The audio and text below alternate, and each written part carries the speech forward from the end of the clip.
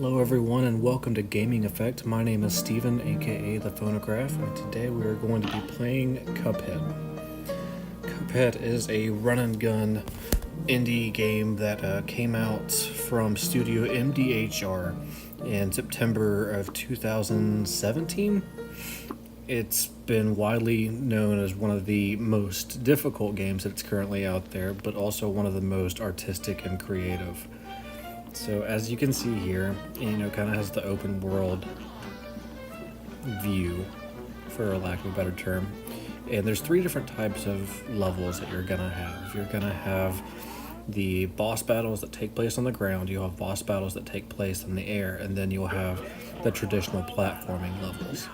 And here you go, right off the bat, you'll see that the visuals are just absolutely gorgeous. They are hand-drawn, hand-animated in that 1920s, 1930s style cartoon, and I absolutely love it.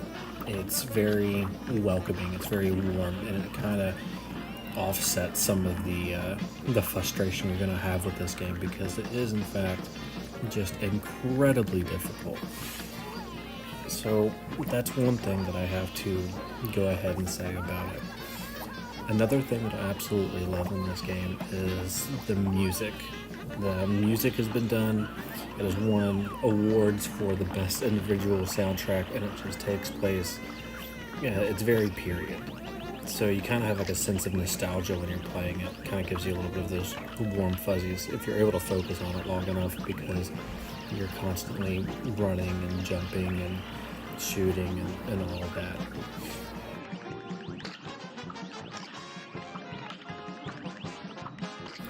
Something else I absolutely love about this game is, you will never really get the hang of it, I suppose. There's always going to be a challenge. The game is difficult, but I will also say that it's fair. The bosses are going to be changing every time.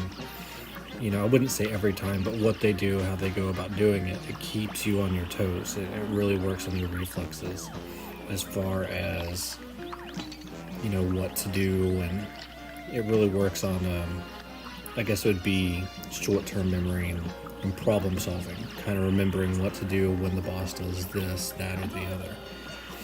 And when you finally end up getting through to the boss after many, many, many times of trial and error, it feels so incredible that you want to just keep going. You want to see what the next boss has in store, what makes it tick, what makes the game just so incredible is how unique of a challenge it is.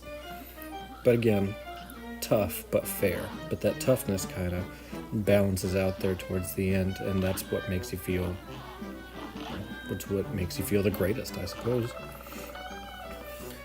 So here we're going to be showcasing one of the air boss battles, and again you'll see that there's a lot of stuff going on, and it can be a little overwhelming, and that's probably one thing that I'm going to say negatively about the game is as far as difficulty goes, and in the pursuit of being difficult, there is a lot of stuff going on at one time, and it may be overwhelming in order for you to really appreciate the finer details of the game, or it might just get really aggravating the more and more you play it, because you can't get through a boss battle without having to fight off all these little minion bastards that just keep shooting at you. So yeah, that would be a drawback for some. Again, I think it adds to the difficulty, and therefore it ends up adding to the joy that you'll get from the game. But again, it's one of those things that it's really kind of subjective.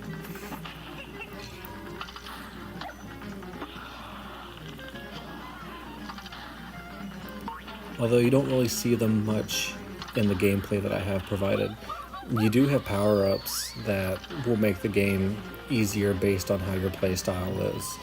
And those are kind of useful tools, considering that, you might be really great against one boss doing the usual stuff, but you just can't seem to figure out how to get through beating another. So I do really enjoy that aspect, that it's not just one size fits all, and that it really is inclusive when it comes to the aspect of kind of helping with the play style.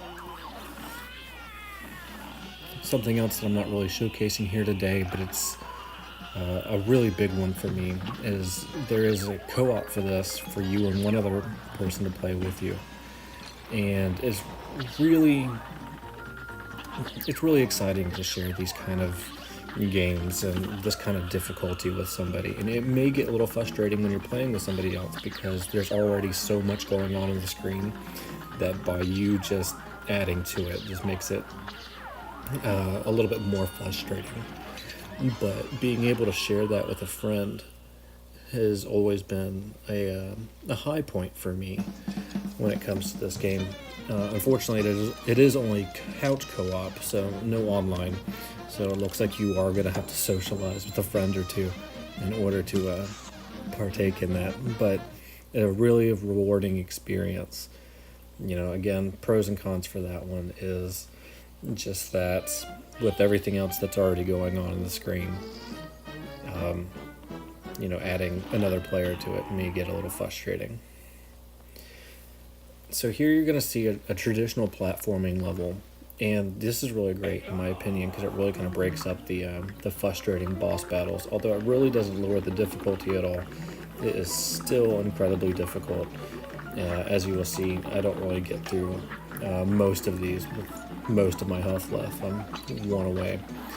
Adding to the difficulty factor, there is only a certain amount of times you can get hit before you have to start the entire level over again. There are no checkpoints, there are no health pickups that you can get, anything like that. What you start with in the beginning is what you're ending with, and that's it.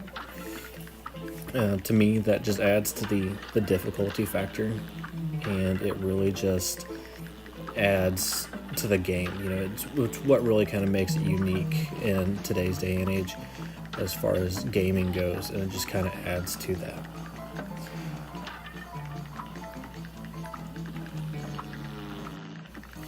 Another thing that I really enjoy about this game is that every level has its own unique kind of style and elements to it. You're not going to find little flying logs or bees or anything like that in any other level, which really shows the dedication that the developers had to not reuse assets from earlier levels and put them in the later levels.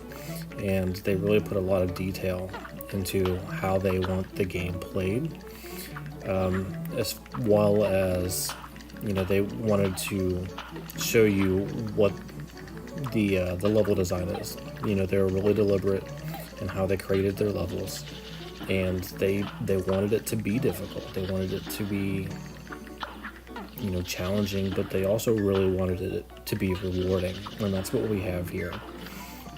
And a lot of the different platforming levels, they don't necessarily have a miniature boss battle at the end. This one does, as you can see. And again, that's just a little element to kind of keep you on your toes a little bit, to make sure that you're constantly paying attention and constantly working on your reflexes.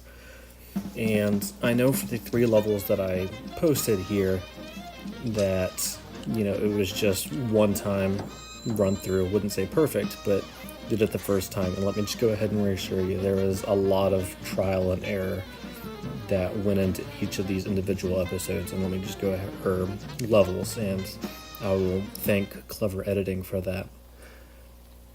So really, in conclusion, this game is incredible. I recommend it to absolutely anybody who enjoys a good challenge, that enjoys good artwork and music, and they really just want something kind of simple but also complex that they can focus on, and it will just be such a rewarding experience when you get through each and every level. It's not going to be good if you're going to constantly get frustrated with how the game works and how there's everything on the screen, but that's really the only drawback I have to say about Cuphead. So my name's Steven, aka The Phonograph, and this is GamingAffect, and I will see you next week.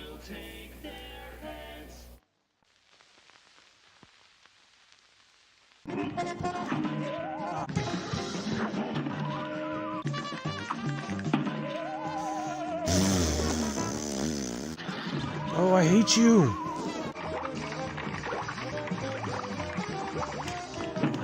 Fuck. Ugh.